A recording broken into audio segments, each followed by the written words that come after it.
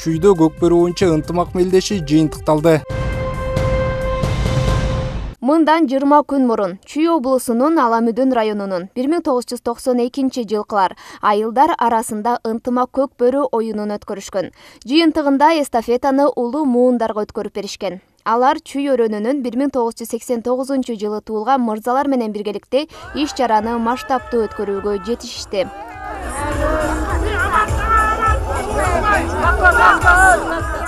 Бул иш чаранын негизги максаты жалпы Чүй өрөөнүндөгү бардык муундар арасындагы ынтымакка, биримдикке чакырууда негизги максат.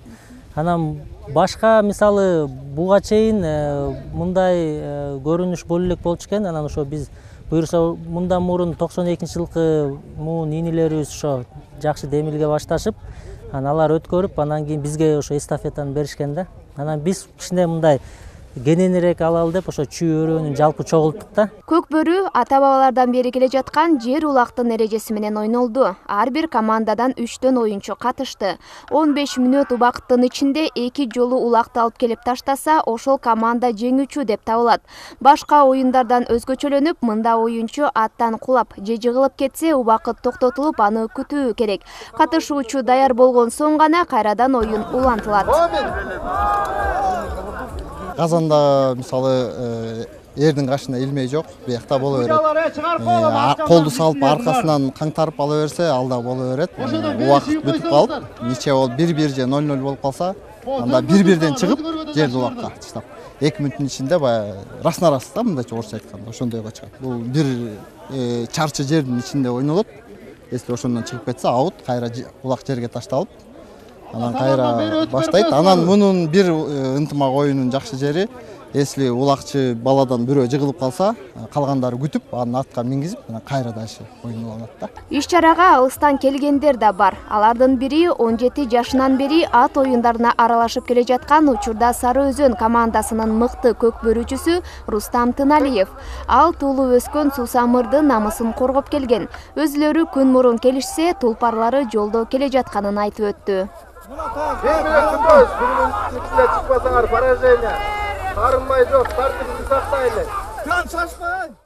Мунду угуп айтышканда аябай сүйүнүп, үйдөгү жумуштарыбыздын баарын токтотуп, кой ушу оюнга келели, ынтымак оюнуна катышалы деп атайын тез Самырдан бери келдик белашып. Мен оюм кандай, ушундай оюндар көп боло берсин, бизден кийинки муундарга, бизге чейинки муундарга дагы ушундай ынтымак каалайт элем.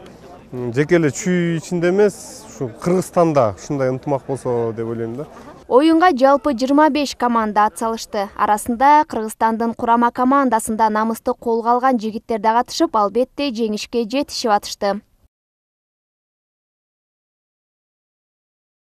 Биз биринчи оюнда ошо өзүбүздүн байкелер менен чыктык 1987-жылкылар менен. Алар менен ойноп жеңишке жеттик. Биринчи оюнубуз болду. Азыр дагы уткан сайын алдыга сүрүлө беребиз буюрса. Жаңы эле биринчи оюн чыгып келдик. 87-жылкы байкелер менен чыктык. Ийгиликке жетиш биринчи оюн уттук. Дагы алдыда да оюндар бар. Оюн аябай жакшы өтүп атат. Ушу 89-жылкы байкелерге рахмат. Аябай жакшы уюштуруштур. Мындан ары дагы ынтымагыбыз көбөйүп, биримдикте жеке эле Чүй эмес, общий Кыргызстан биримдикте ынтымакта болсок деген ойлор менен, жакшы ниеттер менен чогулуп атабыз берге.